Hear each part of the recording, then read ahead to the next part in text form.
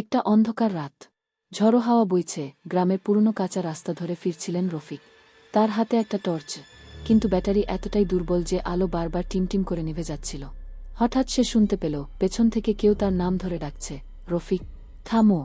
চারপাশে তাকিয়ে সে কাউকে দেখতে পেল না। রাস্তার পাশেই ছিল এক ভাঙা শ্মশানঘর। কানে আবার ভেসে এলো সেই ডাক।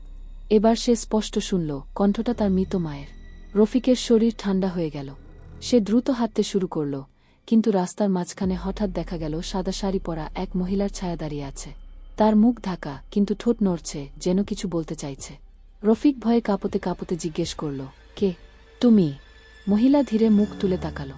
তার চোখ দুটো ফাঁকা গর্ত, ভেতর থেকে কালো ধোঁয়া বের হচ্ছে। কণ্ঠটা আবার বাজল, আমি তোমার জন্য অপেক্ষা করছিলাম।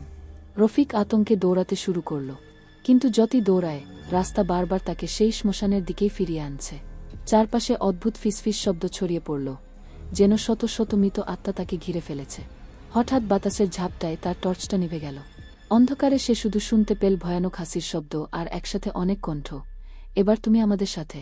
শেষবার কেউ তার চিৎকার শুনেছিল। তারপর আর কখনো তাকে দেখা যায়নি।